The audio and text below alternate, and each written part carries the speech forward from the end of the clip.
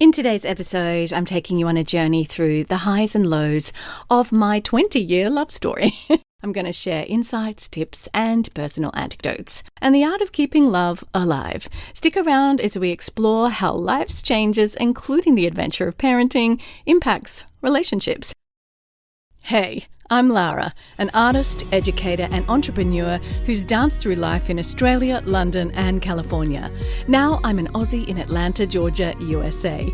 Juggling roles as an artist, ex-dancer, current actor, author, professional educator, and qualified life coach, I'm also a wife and mother of two. Join me on this podcast crafted for creative souls at every level, entrepreneurs, artists, dreamers, and hope-filled humans alike. I'm here to guide you towards a life of love, purpose, adventure, and boundless creativity. As a healthy, wealthy, and wise creative soul, I invite you to hit subscribe for weekly inspiration.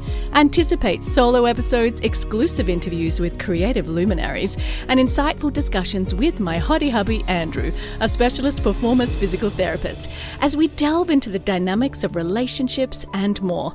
Dive into a 360-degree view of making a creative life you'll love.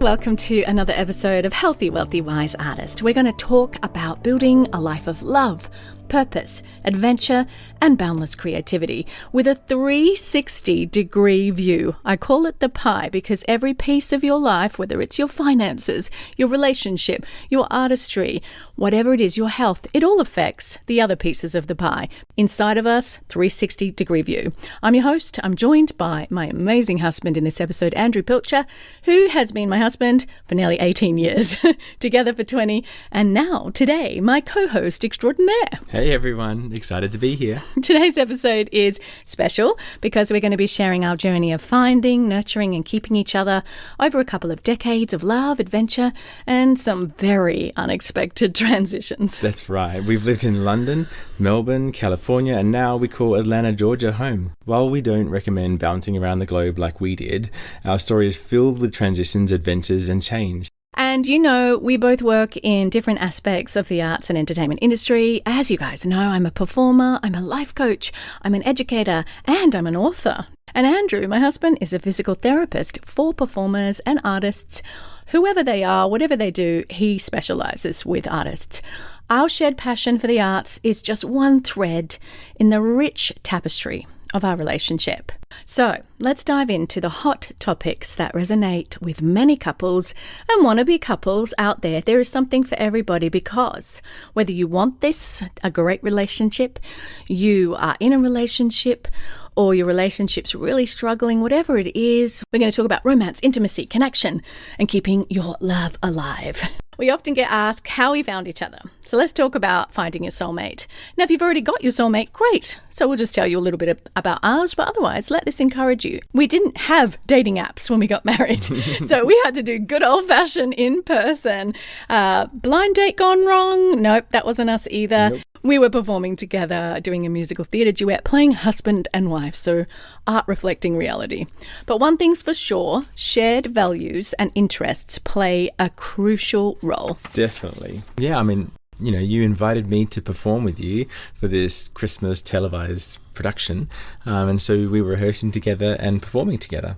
Yeah. We definitely did a lot of performing around the same productions at that time. Yeah, we both share a really big passion for the arts. Absolutely. Yeah. So what about advice for people on finding common ground with their soulmate? Because some people will say opposites attract, but we're talking about, 20 years later.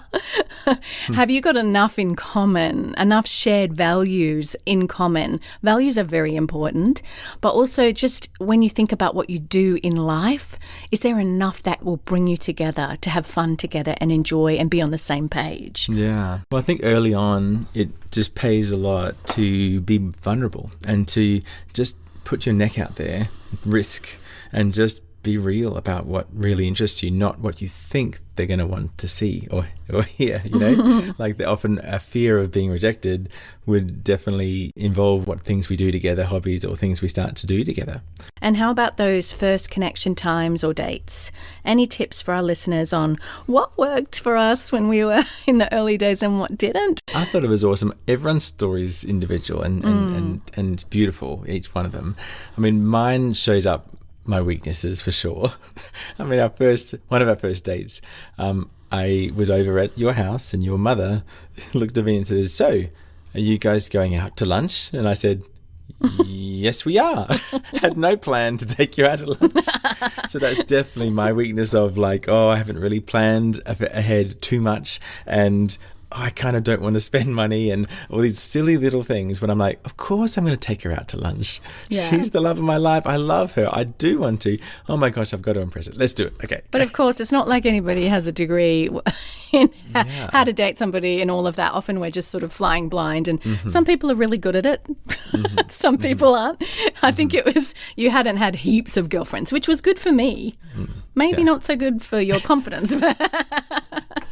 What was really good though, that was Lara is a very go-getter. She is a very get-it-done type person. Driven, gets a lot done. And she learned early on that I'm a little bit less highly paced. Yeah. I take a lot more planning. Chill. He's like a chill British Australian. Definitely had a lot of shyness to work through. So she kind of felt that just in her heart, she said, okay, I'm going to backpedal and just let him lead.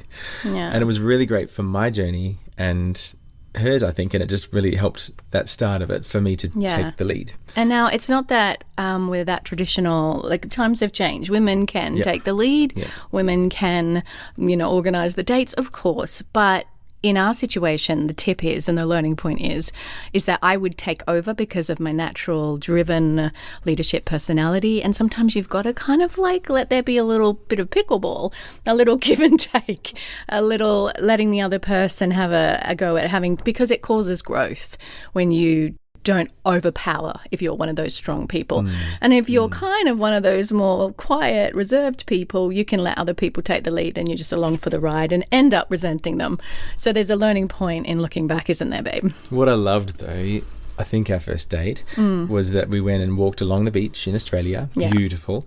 The natural conversation came up of just where are we going in the future? What are our dreams, our passions, where would we most love to go? And that can be a hard conversation because you think, if I stick my neck out, say the real thing, are they going to just say, that's not really where I'm going? That's not what I want, yeah. But it was just a beautiful thing where we were really headed in a similar direction, thought about life, our worldviews, very similar. So it was just a beautiful time to say, oh, wow, and that's unique. I think it pays to just stick your neck out and say it. Yeah, that's true. To be brave and risk that they might not like it, but definitely don't compromise who you are for the other person ever along your entire relationship. So signs that you have found your soulmate, and soulmate, we say it lightly because I know I think it's 60% now of marriages are breaking up. So I'm a big fan of the fact that for a lot of listeners, there's got to be hope in Act 2. After the interval, right? But anyway, signs that you're with the right person. A lot of the time, early days of a relationship, I remember having a couple of relationships, and obviously I want to be honouring in the way I speak always, but I just knew that they weren't the ones for me. There was no peace in that area. And a lot of people go, when you know, you just know. And I know for some people that's not their reality because they will be in a relationship and it's got comfortable and it will eventually grow into we just want to be together, but they might not have that deep sense of knowing. But I think a few things here that you have to have good communication. There has to be no red flags. Red flags are addiction. That will kill an intimate relationship because addiction is completely self-absorbed for one person. It can't be, I'll fix you. My mum used to say to me, what you see is what you get. If you don't like them now, don't think you can change them. Be careful of that. Be careful of codependency where they can't live without you. And that, you've got to have the ability to fully work on your own life and see that the person you're with is working on their life, and then together, instead of like two halves making a whole, it's two wholes making a beautiful pie. just like some good self-reflection to say, look, let's step back. And does this person really just make my heart happier, my soul lighter?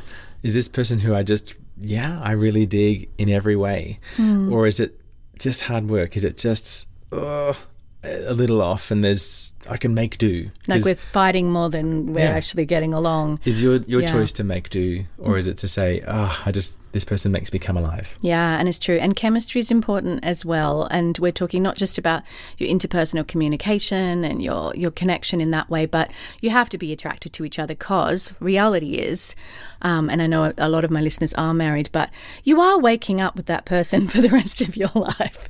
And you really do need to have a sense of attraction. Yes, beauty is fleeting. We grow older.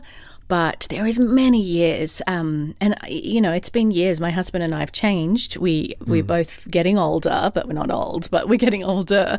And things change, and you have to still be attracted to each other for many years, guys. So make sure that there's a level of chemistry. That's important too.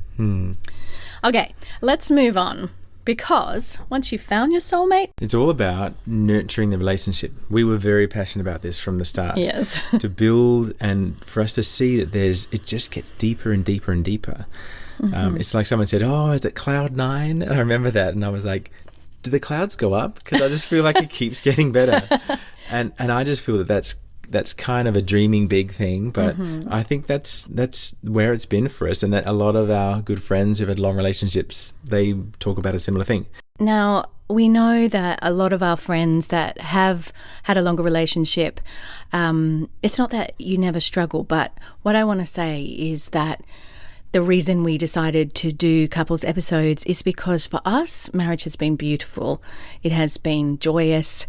And I think one of the major reasons is that we've both owned our own healing and we've owned our own growth. And this is the part we all feel that we need a degree in, but mainly we learned the hard way. So how do we maintain open and effective communication in our relationship, and how can you? So I found early on in our relationship, a great friend and mentor said to me, Andrew, start with sorry. Now, I want to backtrack, because sorry is not always applicable, and we don't need to be sorry for everything, but it can be a good start. So it can be the approach to say, this has happened. And so there are many frustrations that happen in marriage, and our relationship was not full of frustrations, but when I'm hearing about, this happened today and my wife's upset or frustrated, then sorry is a good start, because I'm sorry she's feeling that way. It reminds me that I really love her and I want the best for her. I want her to be happy. I guess going into it, and if there's a frustration or a worry, what really helped was not about worrying about right and wrong. So I can go into a conversation and hear Lara, and it doesn't matter who's right and wrong. It's sort of, if I love her enough, if I'm fixed on that, I love her so much and I just want to live every day with her, then who's right and wrong, whatever, we'll work it out. Like, I just want us, the connection to not be broken. One of the biggest things, and I think why a lot of relationships fail, is that in conflict there's no ownership. It's looking at the other person and blaming, but there's never this level of self-reflection. And I remember we were chatting the other day, babe, about this, in that a lot of people haven't actually got the emotional awareness to actually know what's going on for them. And there's this word that a lot of people are using about narrating, like narrating your thoughts, because we talk about our self-talk, but narrating your thoughts is kind of like, okay, I'm out loud about my own self in the situation, feeling scared that such and such might happen, and I'm feeling stressed, so I'm being defensive. And then I can go to Andrew after I've owned my bit and go, I'm just feeling scared, rather than you were being. It's learning and being emotionally intelligent enough in order to serve the relationship. And a lot of people haven't developed that, because why would you? It's not like we go to university to study emotional awareness or psychology. And it's kind of hard. Like, it's not easy. It's complex. Hard work. And so initially, I'm very open with this, that I am not a wonderful, emotionally intelligent person. He's got so much better. And I've got better. You've had 20 years with me. Well, I feel like, Lara, you're the book in this. But I've always, it's helped me grow to be with you, both who you are, but also I think just relating to my lover. And so that in any relationship, the wife doesn't have to be a book in emotional intelligence, but just going well with this, listening to each other, preferring each other, you're going to have to do some growth in this area. So initially it was very basic for me, but it was really just like, okay, own my stuff. If I did something wrong, I came home late and I didn't communicate earlier like I could have and should have, and because I felt embarrassed or I felt that would hurt you, scared that you're going to reject me or something like that. That was probably initially too hard, but I just said, okay, initially I'm just going to own it. Okay, I got home late, I didn't call you. Okay, and then I could just blurt out something in the vicinity of, this is how I was feeling about it, and then she'll look at me and go, oh, well, thanks for the sorry. I love you. And and we can just day by day get a little better. And on that point, one of the relational tips I'll give you for any relationship really is that I have decided within myself that the things that challenge me, like that was one of the ones that challenged me for years, that Andrew would come home late and I'd be there with the kids and kind of want him to rescue me from that situation. But there's been this choice in me that's like, your behavior change is not going to be the reason I'm happy. I choose happiness now. It's not dependent on you changing for me to be happy. And that's huge in so many areas of life. It's taking responsibility and ownership over your own feelings and emotions and not expecting someone else to make you happy, waiting for them to change. What about some romantic gestures that have worked for us, like little actions that contribute to lasting connection? There was this funny story on a wedding reception, but there's somebody drank way too much and Andrew was giving a speech and he was talking about his undying love for me, all of which has been completely true, and he's a physical therapist, so how he'd love to give me foot rubs at night, and someone shouts out, "That won't last," with so drunk. And of course, it was a horrible thing to say at a wedding, because at wedding, it's just like, we're in the love zone, guys, not the reality zone. Everyone hopes for that. And for a lot of people, that kind of initial romance doesn't last. Well, guess what? Andrew still gives me foot rubs at night. And I say that even though it's like, oh my goodness, does he really? I'm like, yes, he does. And I think he took that as a challenge. So what I found was that as I got into a relationship with Lara, my very amazing mentor at the time, just said, Andrew, this is great and you're feeling on cloud nine and amazing. You feel filled in your heart and it's just so exciting. But your job right now is to work out early what things she likes, what really makes her happy, what she dislikes, and start to work out some of the things that is going to really make her heart soar. So early on, I was starting to take note and starting to put my attention on that, but start to think longer term, okay, when she's upset, what makes her happy? What shifts that? And then you just quickly like, wow, like you get me. And she does the same. She's wired that way. So I think really trying to hunt for like, oh, when she's been upset, what's bringing comfort to her? What does she really want to hear? Does she need me more? Around acting auditions, I just know that a good few phone calls through the day to validate, see that I see all the hard work that she does, that sort of thing really does help her and really does make her feel loved. And so I'm like, well, I'm going to do it. I'm going to do it more. I'm going to go to the town with it, Yeah, and just one of the things that happens in a relationship longer term is that initial ease of being able to, I want to do everything for that person, that for most couples, and that level of heightened desire to be together and all the time and do everything, that does wear down, and you have to then make a choice to continue to serve that person in love, because love is not about everything you can get. And a lot of us go into a relationship hoping to be fulfilled in that way, so we're not lonely, that we have somebody that will do everything for us in the terms of our love needs box. But it's very self-sacrificing. It's very much about, okay, I might go, oh, Andrew's left a mess, there's dishes everywhere, I hate mess, I'm such a clean freak.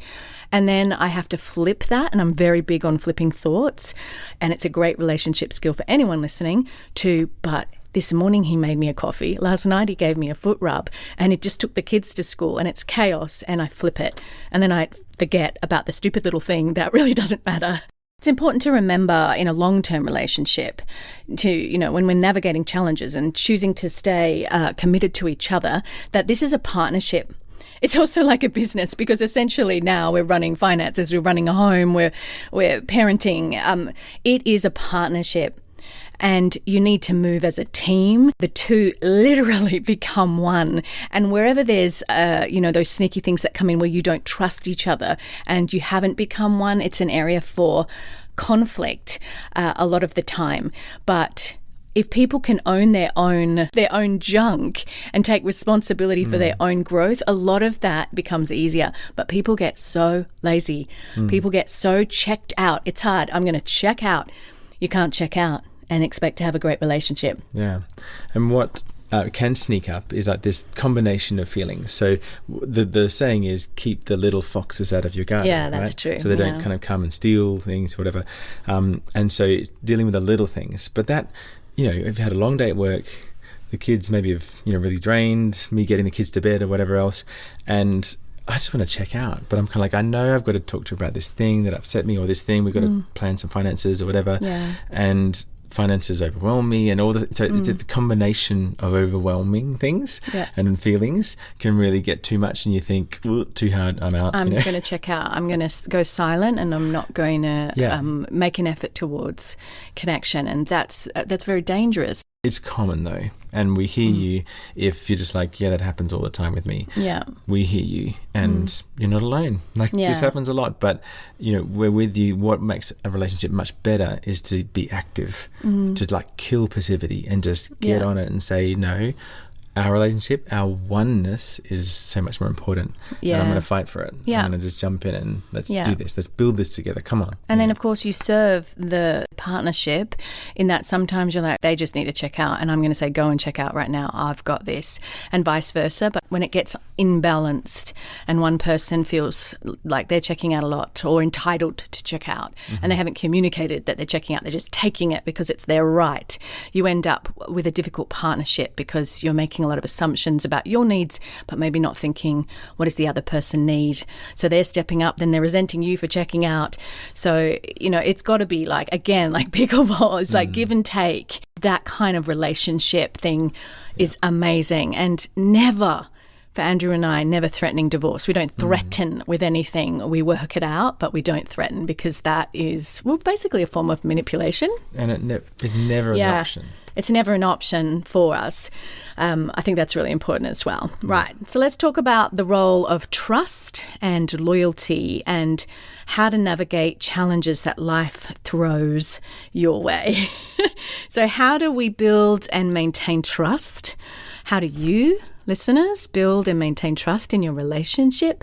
Because it's body, it's eyes, it's mind, it's soul, it's all. And there's a big thing in our modern world, our all-consuming modern world, with navigating external pleasures and things like that, and what we do to get comfort, if it's helpful or harmful to the relationship when we're overwhelmed and tired. Andrew and I believe, when you say your vows, you are choosing faithfulness with your body, your eyes, your mind. So we have to be careful about faithfulness and building trust. Trust is gold. It's like we say to each other, trust is earned. So I could, as a man, demand trust, but that's really just insecurity. Trust is earned through my many actions towards her, where she goes, I can trust him because I've seen him serve me. I've seen him put things down, be sacrificial towards us, towards me. I've seen him countless times, and I just, because, you can trust him. There's just been history there. I think there's an example as well that I can give you, a very real and raw one. But for example, if I feel insecure, and I've grown so much, years ago, when I first got married, I was still developing trust with Andrew and him with I. But if there is a gorgeous woman that walks into the room wearing something that kind of threatens my sense of place in Andrew's life, as in I want to be the apple of his eye, and every woman that I know of that is my friend wants the same thing. And if something threatens that, there's two ways to respond. Here's one. Andrew says to me, That's your insecurity. I'm not doing anything defensive. You need to deal with that. That's your problem. Not a great situation to be in. Now, a lot of people do that. They don't empathize with their partner's emotional need. And what you need to do, and I think I would say is better, is to just lean in and again, I would own, I'm saying to him, I feel insecure. I feel threatened by that person. They're so beautiful. I'm worried I'll lose your eye. And even if I had for a split second, Andrew would choose, I know he would turn around and choose me again. I mean, he's a human being and we live in a world that's full of temptation. But he would, I know, lean into my emotion, and rather than be defensive, he would say, you are everything to me. And he would validate and meet me in my hurt and in the place of pain. And I do the same thing for him. It's like you don't kick someone when they're down. And so to hear from me, that is a real thing. Really attractive, maybe scantily dressed woman walking into a cocktail bar or something else would pull my eye. But I know what my wife's thinking. I know how it affects her because I know her so deeply. And so for me, positioning my body facing her, not the other person, and leaning in and saying, I see what's happening and you're my choice. You're my lover. And only I do that because I validate what's happening in the room, and I just let it be an elephant in the room, and not to demand her to say, come on, or I have the right to look at people or whatever else. Or like that. All guys are like that, so, get over it. Yeah, type thing. I choose to be completely her focus because she is my one love. Yeah. But it's real. And then on another topic, my wife's very perceptive when, say, that there's a work trip and there's a colleague, and so she's very perceptive with, that's interesting, you're going away with this person. And so I can see straight away, that's something we need to lean into together. And I need to reassure her about, but we need to take some care about things. And so, when I'm on the work trip, I usually do this anyway, but when I finish work, I call home, call the kids, call her. So it's very obvious and it's perceptive that out there on my work trip that I'm a family man and I'm contacting home. But it's just the perceptions of, am I just leaving everyone at home and I'm just out to paint the town red and just do my own thing because I'm worth it? Yes, I'm worth it, but that's core for me, is to connect with my wife and my kids, and they're the most important thing to me. Yeah, that's so important, because quite often I'll hear somebody share that they're like, I've worked hard all week and I have the rights and I deserve it, so I'm going to go out and stay out till 4 and drink and all of those kind of things. But the reality is just when you get married, you can't act single anymore. And it doesn't mean that I'm like, Andrew can go out and he can have fun and I want him to do that. But when he does it without connecting into me and the partnership, being a team with me, then it becomes this thing that breaks apart connection. Yeah. And we want to keep our connection because our connection is everything. In marriage, it keeps you happy, it keeps the home happy, it keeps conflict low. So everything is always about coming back and checking in with each other and preferring each other in love, and then giving and taking. Never this rights, I've got rights, you did this, I'm going to party all night, I'm going to sleep in. You can do those things, but always think about each other. Make it about the partnership. Yeah, because what does it look like if it's the opposite? If you say, hey, I really want to go out with this friend, we're going here, it's really important to me, I want to just go out for a few hours and just have some fun. Let off some steam. And yeah. That feels important to me. I know you're putting the kids to bed again, and I know that's a lot, but I really want it. And then what if we I offer that and then just wait for the response? And then she might say no, she might say yes, but what if we make the decision together? And you're more likely to get the trust and the yes if you communicate and check in with each other about it.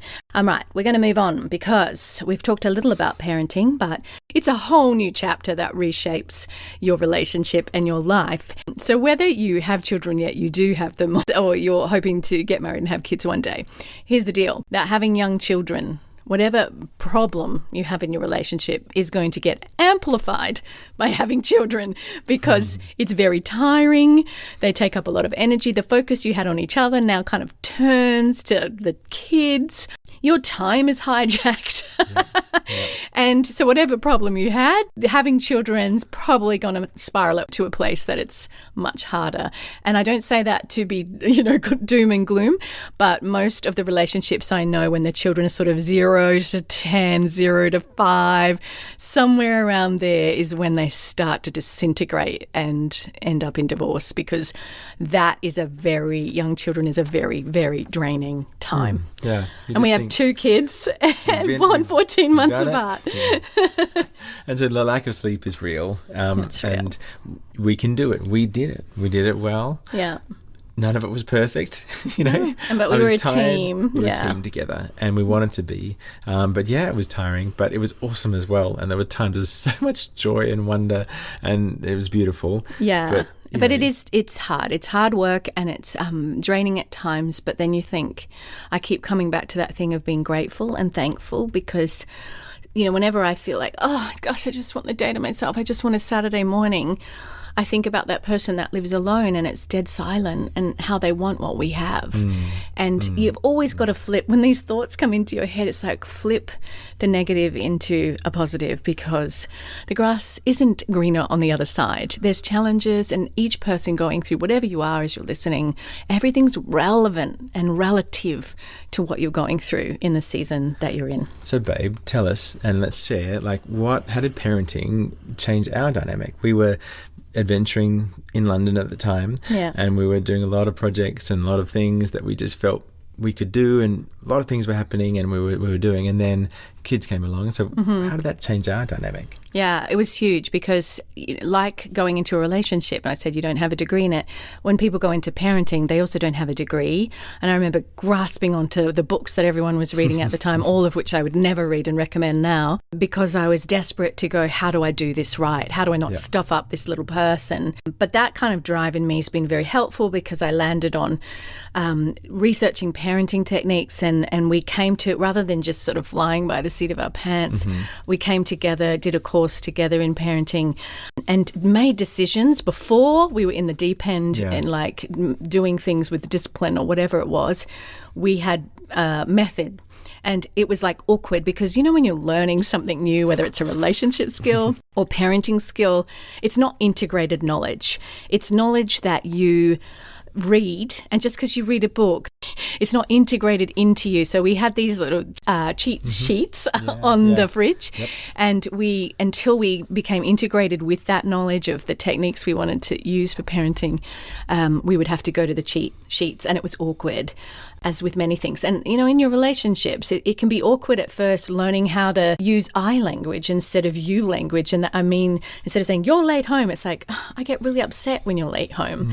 So it's flipping the communication. All of it is a learning curve. That's a really good point, the I language thing. Yeah. I feel this about what happened, rather than, you did this, you're wrong, you did this thing, you're awful.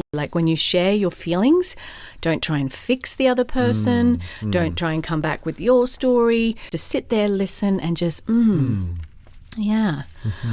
And that is actually a beautiful relationship skill to be able to do with your friends or absolutely anybody. And I think parenting, and the reason it's hard is because it's, again, self-sacrificing, something our culture doesn't like. And it's all about learning how to get rid of your rubbish in order to not be triggered by a little person. And that is everything that we've had to overcome. Yeah. I have had to learn, when they're having big feelings, to not get riled up, to be calm. And all of this is maturing. Like a relationship or parenting, it can mature, or it can stay the same, or it can go backwards. And if you want it to mature, then you need the work to actually know, how do I grow in this area? Yeah. Your happiness is up to you, not the other person to make you happy. That's so true. I think that's a big lesson we've learned through the years. And it was, being together, and then the kids are sort of rammed at home even more, is that, if you was run for a kid to give you a cuddle, it's because you want a cuddle, not maybe they need one. And so, I'd get angry because maybe I'm tired and I've just sacrificed a whole lot of things that I really wanted and I've had to let them go.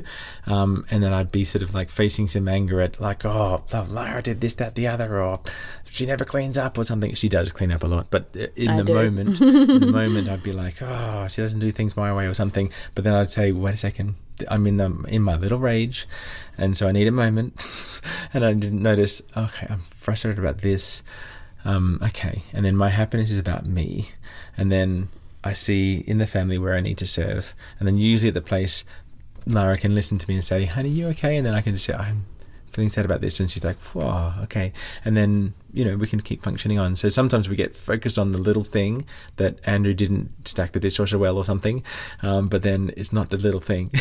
It's all the other stuff. It's all the stuff, yeah. A relationship that pulls apart and breaks down, it's normally they'll say this thing happened, but it's been thousands of little things that have built up until it becomes irreconcilable differences. Right, let's move on, because I want to talk to you about owning your personal growth within the context of the relationship. So important. Be responsible for your own happiness. Take responsibility for your finances. Don't leave it to the other person. And if they're joint like ours are, don't leave it to the other person. Take responsibility for learning about parenting. Don't leave it to the other person. Take responsibility for your health and your wellness. Don't leave it to the other person. So yes, the two become one, but you still have to go after your own personal growth. Right, before we wrap up, we want to hear from you. So share your stories, your experiences or questions on my social media handles, Lara Bianca Pilcher. You can go to my website, larabiancapilcher.com. Drop me questions that you want us to talk about in future episodes, comments when you see posts about this episode. Would love to hear from you. Such a big topic, isn't it? And we've scratched the surface, but I hope that it's been helpful to you. Before we go, stay tuned for future episodes where we'll have a regular segment together on this show, and also bring in experts to provide additional insights and advice. And speaking of future episodes, we've got some exciting topics lined up, including audience requested ones, so mark your calendars. So don't miss out on the chance to join as we dive into a range of topics affecting romance, relationships, life with another person, and yes, we're even going to talk about sex. Yeah. Baby, you and me. We're keeping it real, and we can't wait to share more in future episodes. Yes. We're with you on the journey, friends. With you on the journey. Phew, today's masterclass is done. I love reaching back and saying, I've done this, and helping you learn the easy way. If you want more, head to larabiancapilcher.com for show notes, links, freebies, my blog, coaching and courses, and you can also head to my socials, Lara Bianca Pilcher on Instagram and Facebook. I'm also on Twitter and Pinterest. Thanks again for listening. Please leave a review on Apple Podcasts. That would mean the world to me. And of course, keep on living the healthy, wealthy, wise artist living towards your dream life. Bye, friends. P.S. Shout out to my hottie hubby, Andrew Pilcher, who does all the editing on this podcast.